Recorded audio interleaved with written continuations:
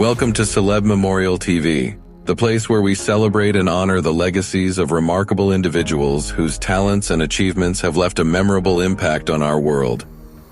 In each episode, we share news, heartfelt tributes, and cherished memories of those who have recently passed. Subscribe to our channel to stay connected and join our community in remembering and celebrating these extraordinary lives. Join us as we pay tribute to their enduring contributions and keep their stories alive. Charlie Colin, a cornerstone of American rock music and former bassist of the band Train, tragically passed away at the age of 58 on May 22nd after a fatal slip in a shower in Brussels, Belgium. His influence on music, extending from the early 1990s with Train through his later projects like Food Pill, Painbirds, and The Side Deal, showcased his diverse talents and passion for sound. Charlie's journey began in Virginia, where he first embraced the guitar, a passion that followed him to Newport Beach, California, and ultimately to the prestigious Berklee College of Music. His formative years at Berklee and his adventures in Singapore shaped his eclectic musical tastes and skills, which he later channeled into founding Train. With hits like Meet Virginia and the Grammy-winning Drops of Jupiter, Train cemented itself in rock history, largely thanks to Charlie's deep grooves and keen musical sensibilities. Despite his departure from Train in 2003 due to personal struggles, Charlie's musical journey continued to evolve. He explored new creative territories with projects such as Food Pill and later, The Side Deal, collaborating with notable artists and expanding his repertoire. His role in Featherborn in 2019 at Nashville's iconic Blackbird Studio highlighted his enduring influence in the music industry. Beyond his musical career, Charlie was also known for his philanthropy, particularly his support for homeless artists, and his work as a curator and art collector. His dedication to teaching and his role as a musical director at the Newport Beach Film Festival in his later years reflected his commitment to nurturing new talents and giving back to the community. Charlie Colin's legacy is marked not only by his contributions to music, but also by his generous spirit and dedication to artistic and humanitarian causes. His untimely death is a profound loss to the music world and to all who knew him. Sonia, a pioneering contestant on the reality TV show Survivor and an emblematic figure in its history, passed away at the age of 87 on May 12th. Known for her gentle spirit and infectious positivity, Sonia became the first person ever to be voted off the show during its inaugural season in Survivor Borneo. Born on January 28, 1937, in Olympia, Washington, Sonia was not only a beloved music therapist, but also a resilient breast cancer survivor. Her decision to compete on Survivor at the age of 63 stemmed from her participation in a rigorous outdoor training program for breast cancer survivors, showcasing her adventurous spirit and determination. Despite her early exit on day 3 of the competition, Sonia left a lasting impression with her memorable ukulele performance and her gracious demeanor. Her departure, marked by host Jeff Probst extinguishing her torch, was described by her as a little humiliating, yet she later embraced this unique part of her story with humor and grace. Over the years, Sonia continued to be involved in various television appearances, including on Diagnosis Murder, The Rosie O'Donnell Show, and The Daily Show.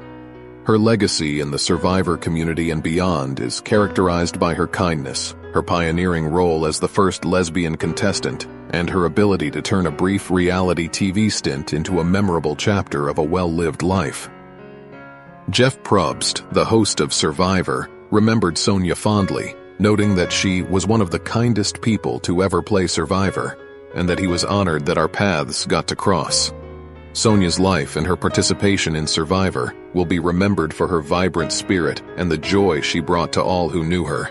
Richard Fanji, a stalwart of character acting, particularly noted for his convincing portrayals of both cops and crooks in American cinema, passed away on May 19th at the age of 86. Born on August 3, 1937, in Brooklyn, New York, Fanji brought an authenticity to his roles that was rooted in his complex real-life experiences, including a significant stint in prison. Fanji's acting career was marked by memorable performances in significant films.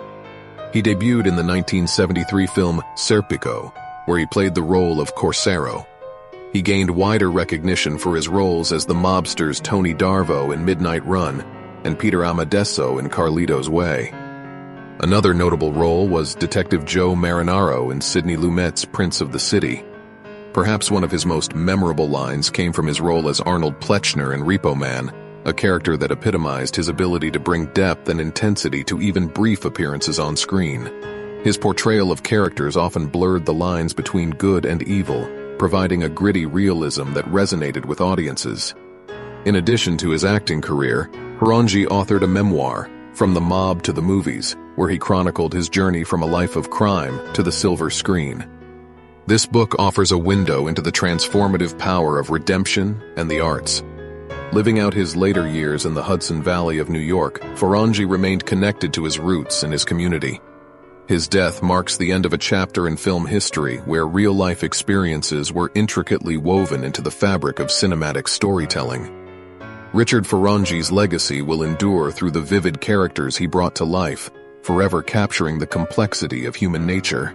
Mike Pinder, a foundational member of the rock group The Moody Blues and a pioneer in the use of the mellotron, passed away at the age of 82. His death marks the end of an era for the original lineup of the band, which he helped to immortalize with his innovative sound and musical vision. Born on December 27, 1941, in Erdington, Birmingham, Pinder's fascination with sound and technology would eventually lead him to a crucial role at Streetly Electronics, where he contributed to the development of the mellotron. This instrument would become a signature sound of the Moody Blues, particularly known for its lush orchestral effects that could mimic strings, flutes, and choirs. Pinder co-founded the Moody Blues in 1964, and his influence was profound and immediate. With his deep, resonant voice and mastery of the mellotron, he contributed to some of the band's most memorable songs during their Core 7 albums period, which are considered classics in the progressive rock genre. His songwriting on tracks like Melancholy Man and The Voyage combined philosophical introspection with pioneering symphonic rock sounds. Despite leaving the Moody Blues after the recording of the album Octave in 1978, Pinder's legacy with the band continued to resonate. He moved to California, where he led a quieter life but remained musically active, producing solo albums and fostering new talents. His induction into the Rock and Roll Hall of Fame in 2018, alongside his fellow band members, was a testament to his enduring influence on the music industry. Pinder's work with the mellotron not only shaped the sound of the Moody Blues, but also influenced countless other musicians and genres, from rock to pop and beyond. As a visionary musician, his contributions to the world of music are indelible, leaving a legacy of innovation and inspiration. Gene Herrera, a passionate mixed martial artist and combat sports competitor, tragically passed away at the age of 33 on May 18th in a high-speed motorcycle accident on Gandy Bridge. Known for his dedication and fervor in the ring, Herrera's career was a testament to his tenacity and resilience. Born on May 27, 1990, in Duarte, California, Herrera moved to Cali, Colombia with his family as a baby, returning to the United States after 9 years.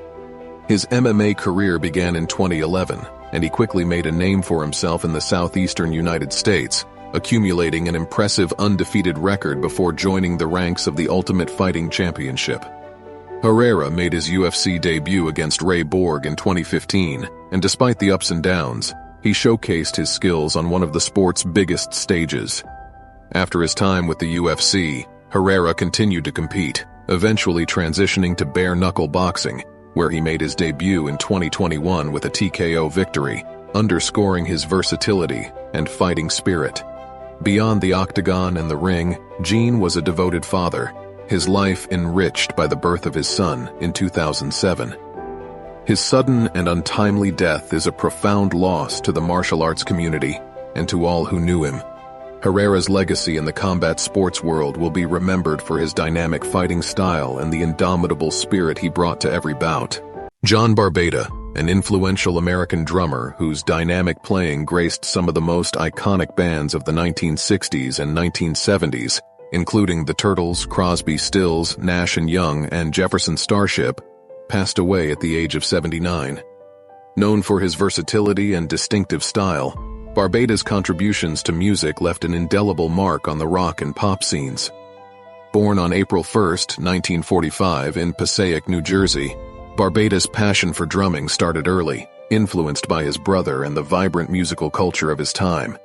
His professional journey began in earnest with the Sentinels, where he honed his skills and developed a deep appreciation for surf rock rhythms.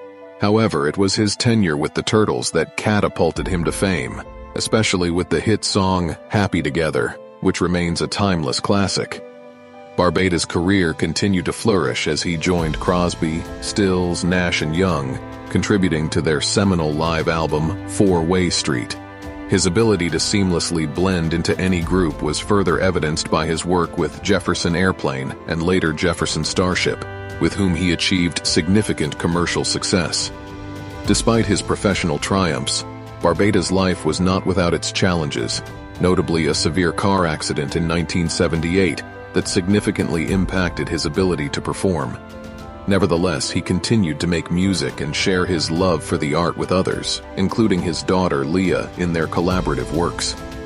John Barbetta's legacy in music is not just in the tracks he recorded, but also in the inspiration he provided to countless musicians and fans worldwide. His innovative techniques and joyful spirit will continue to resonate in the world of music, reminding us of a drummer who truly understood the heartbeat of a song. Breaking news. News 1. Brian Wilson's daughters, Carney and Wendy Wilson, provided an update on their father's health. Brian, diagnosed with a neurocognitive disorder and recently placed under a court conservatorship, is reportedly making good progress. Carney mentioned that she has been closely involved in her father's daily care, including cooking for him and overseeing his physical therapy. She expressed joy at his attendance at the event, highlighting his strong connection with his family during this challenging time. Brian appeared in a wheelchair at the Hollywood event, but was in high spirits, reuniting with fellow Beach Boys members and engaging with the media. Wendy described her father as a resilient survivor, optimistic about his enjoyment of the night. The family recently appointed co-conservators following the death of Brian's wife, Melinda, earlier in the year, ensuring his continued care and support. The documentary, which celebrates the iconic band's enduring legacy and influence on pop music, does not specifically address Brian's health issues. News 2.